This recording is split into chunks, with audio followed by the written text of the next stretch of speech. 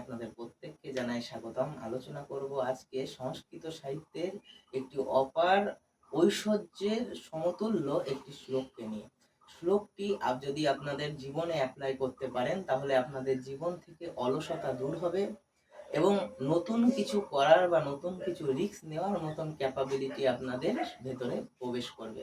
অনেকে আছে যারা ভবিষ্যতে কি হবে ভবিষ্যৎ চিন্তায় নিমগ্ন হয়, শুয়ে শুয়ে তারা ভেবেই যায় যে আগামী দিনে কি হতে পারে বা কোন কোন দিকে আমরা এগোলে আমরা সাকসেস পেতে পারি, কিন্তু তারা কিন্তু সেই পথে এগোবে না, তারা শুয়ে শুয়ে চিন্তাই করবে। তাদের জন্য সংস্কৃত সাহিত্যের একটি বিশেষ শ্লোক আপনাদের সামনে আলোচনা করব।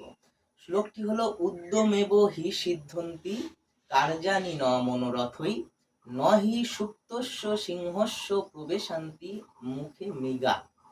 শ্লোকটি হচ্ছে এই, উদ্যমেব হি সিদ্ধন্তি, উদ্যম আমাদের ইচ্ছা, উদ্যম স্পিরিট, বলছে উদ্যমেব হি সিদ্ধন্তি, যদি উদ্যমের দ্বারাই সিদ্ধ লাভ হয়, কার্যানি না মনোরথ হয়, অর্থাৎ শুয়ে শুয়ে চিন্তা করলে হয় না, নহি সুপ্তস্য সিংহস্য প্রবেশান্তি মুখে মৃগা।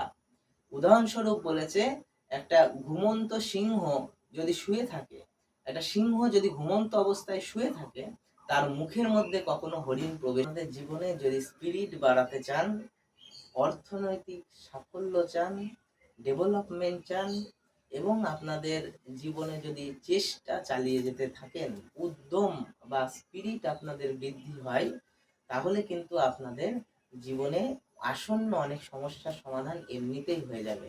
তার জন্য কোনো কিছুর প্রয়োজন হবে না, কিন্তু তার জন্য লেগে থাকার প্রবণতা, নিরন্তর চেষ্টা এবং তার সাথে সাথে অবশ্যই কিছু নিজের করে দেখানোর মতন আকাঙ্ক্ষা প্রয়োজন। তাহলে কিন্তু আপনাদের জীবনে অনেকাংশে সফলতা বৃদ্ধি পাওয়ার মতন পরিবেশ তৈরি হবে।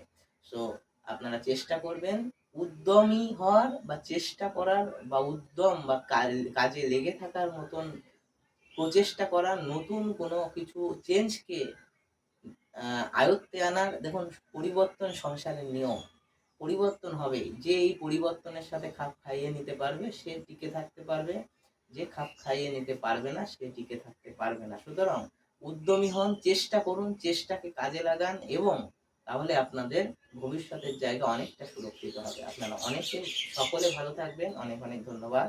নমস্কার।